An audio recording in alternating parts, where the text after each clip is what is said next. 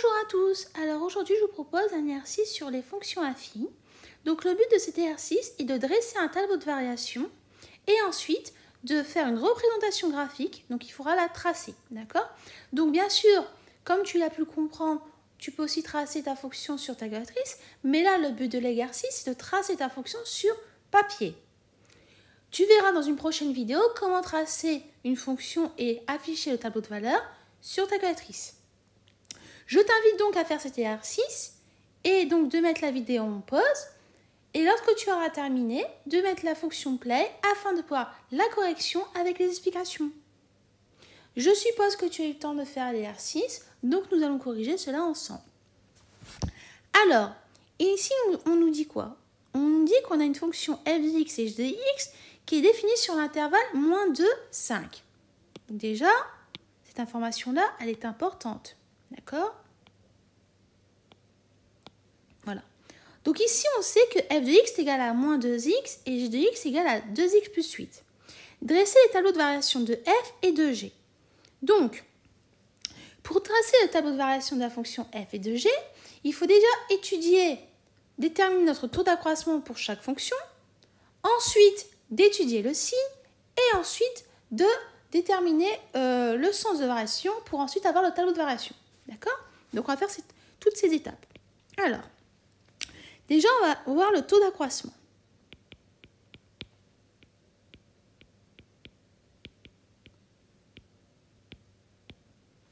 Voilà. Donc, on va commencer pour notre fonction f de x. Donc, ici, on sait que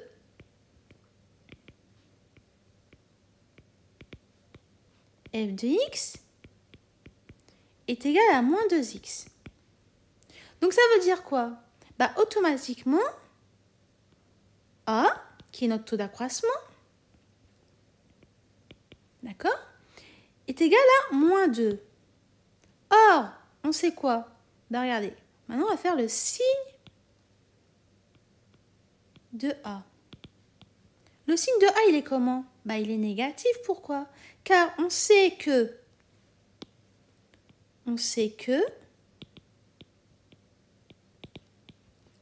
A est égal à moins 2. On vient de le dire à l'instant. Donc, automatiquement, c'est inférieur à 0. Ensuite, on va déterminer quoi?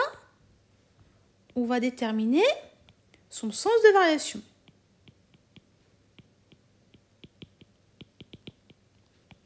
On sait d'après le cours que si notre taux d'accroissement est négatif, bah notre fonction est comment? Bah elle est décroissante.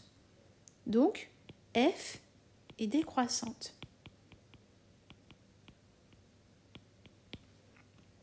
Et ensuite, on peut faire notre tableau de variation.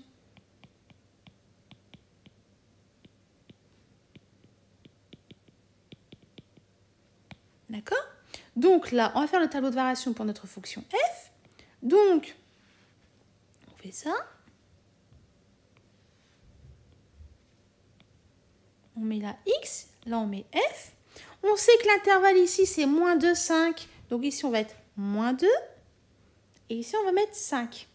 On a dit quoi tout à l'heure? Que la fonction elle est décroissante. Donc automatiquement, on va faire une flèche vers le bas. Parce qu'on sait que la fonction est décroissante. Pourquoi? Parce que notre taux d'accroissement, on a dit tout à l'heure, qui était négatif. D'accord? Ensuite, on n'a pas fini parce qu'il nous manque des valeurs. Qui sont lesquelles? Eh bien, on sait que là, on a moins 2 et 5. Donc, on va devoir calculer f de moins 2. Et f de x, on sait que c'est moins 2x. Donc, on va faire moins 2 fois moins 2. Et ça nous donne 4. Ensuite, on va aussi calculer f de 5. Et on sait que f de x est égal à moins 2x. Donc, ça fait moins 2 fois 5. Donc, automatiquement, on arrive bien à moins 10.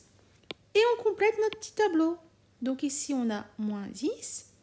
Et là, on a 4.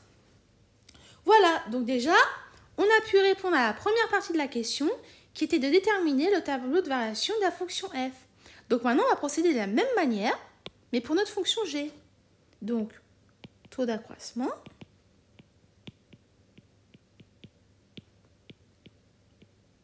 Pour la fonction g. D'accord? Et je te rappelle, ton taux d'accroissement, c'est A. D'accord? Donc, hop, je vais mettre comme ça, égal A, comme ça tu t'en rappelleras. Donc, on sait quoi? On sait que g de x, c'est égal à quoi? D'après l'énoncé, c'est égal à 2x plus 8. Bah, donc ça veut dire quoi? Donc là, notre taux d'accroissement, A, est égal à 2. Quel est le signe de A? Eh bien, on sait que A est égal à 2. Donc, automatiquement, on a quoi? Bah, que A est supérieur à 0 parce que A est positif. Donc, automatiquement, on va en déduire le sens de variation de notre fonction g. Et comme on sait d'après le cours que lorsque notre taux d'accroissement est positif, automatiquement, notre fonction est croissante. Donc, g est croissante. Donc, automatiquement, on peut tracer maintenant notre tableau de variation.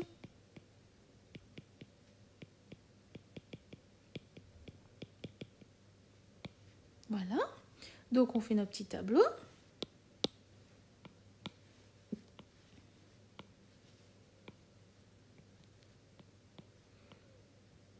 Donc, comme tout à l'heure, on regarde l'intervalle, on voit toujours quoi? Qu'elle est toujours définie aussi à moins 2, 5 aussi, celle-là.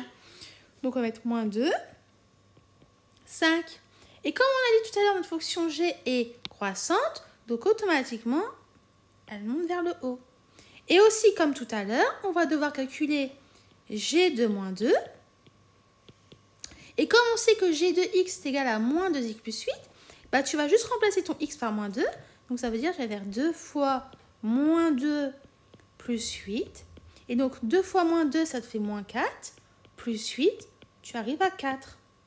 Ensuite, on va aussi devoir calculer g de 5.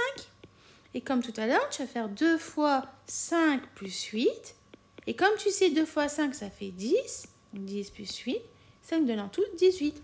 Ensuite, tu complètes les valeurs qu'on a trouvées, donc 4 et 18. Et les résultats semblent cohérents parce qu'on augmente bien, d'accord? Donc la fonction est bien croissante. Ensuite, la prochaine question te dit de tracer la représentation graphique de chaque fonction dans un repère. Eh bien, comme tu sais, on va devoir tracer un repère. Bon, là, moi, je vais faire à main levée. Toi, bien sûr, il faudra que tu le fasses à la règle, graduée. Et bien sûr, au crayon à papier. Donc, on va tracer l'axe des abscisses et l'axe des ordonnées. Voilà. Donc là, on a 0. Donc là, on voit qu'on étudie toujours, notre fonction est définie sur moins 2, 5 pour les deux fonctions. Donc, on va par exemple prendre, là, je vais prendre 4 carreaux pour 1. 2, 3, 4, 5.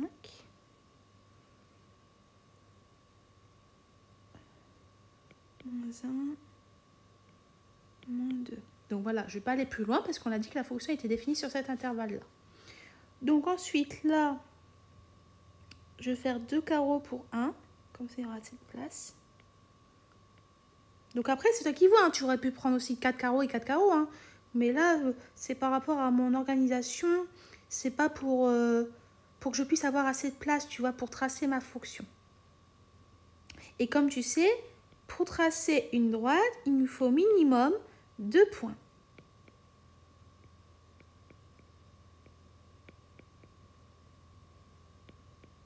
Voilà, d'accord? Donc, je te rappelle, donc on va l'écrire dans le petit coin ici, que f de x, on a dit que f de x est égal à, de souvenir, moins 2x. Moins 2x, et que notre fonction g de x, c'est égal à 2x plus 8. Donc, comme je t'ai dit à l'instant, pour tracer une droite, il nous faut minimum 2 points. Donc, par exemple, pour notre fonction f, on pourrait faire un tableau de valeurs. Et tu sais, ce tableau de valeurs-là, tu peux aussi l'obtenir à l'aide de ta calculatrice. D'accord? Donc, si tu veux, tu verras dans une prochaine vidéo comment afficher ton tableau de valeurs à l'aide de ta calculatrice. Donc, comme je t'ai dit, il te fallait juste 2 points pour tracer une droite parce qu'on sait qu'une fonction affine, c'est une droite. Donc, par exemple, si je prends x est égal à 0, bah, moins 2 fois 0, ça me donne 0. Ensuite, si je prends par exemple x égale à 1, et bien automatiquement, on arrive bien à moins 2 fois 1, moins 2. Donc là, j'ai 2 points pour notre fonction f. Donc on va les placer.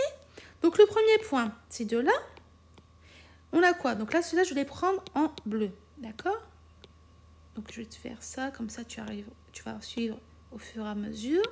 Donc ce point-là, il sera en bleu quand je vais le placer. Donc il est là. D'accord? Notre premier point, il est juste là. Donc 0, 0, c'est l'origine du repère.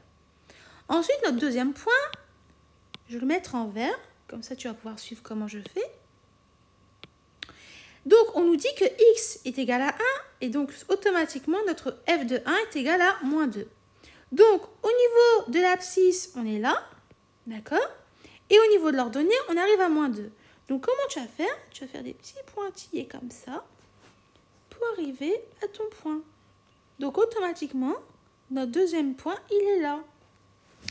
Et donc, pour tracer notre fonction, comme j'ai dit tout à l'heure, il nous faut 2 points. Donc, automatiquement, après, tu prends ta règle et tu traces en passant par les deux, une droite passant par les 2 points. Donc là, moi, je vais faire à main levée, d'accord? Mais toi, tu fais à l'aide d'une règle graduée. Voilà. Donc, ça donnerait approximativement ça. Donc ici, c'est une fonction f de x. Et ça semble cohérent. Pourquoi? Parce que là, on voit bien que notre fonction, elle est décroissante.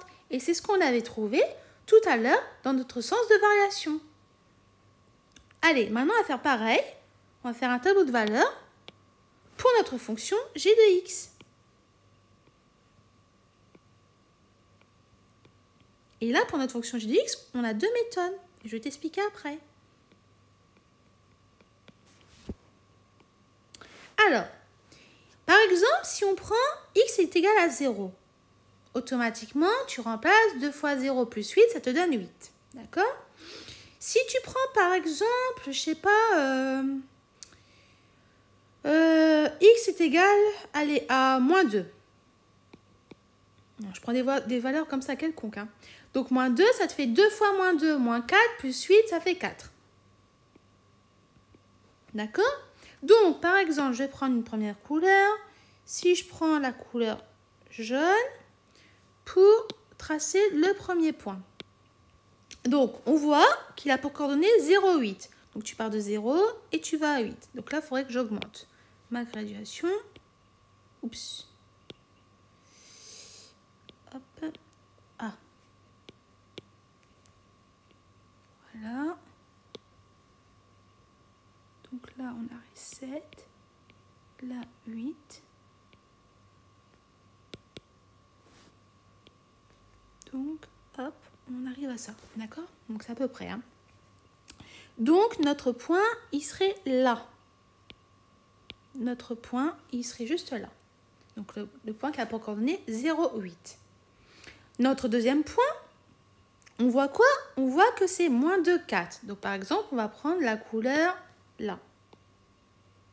D'accord? Alors, moins 2.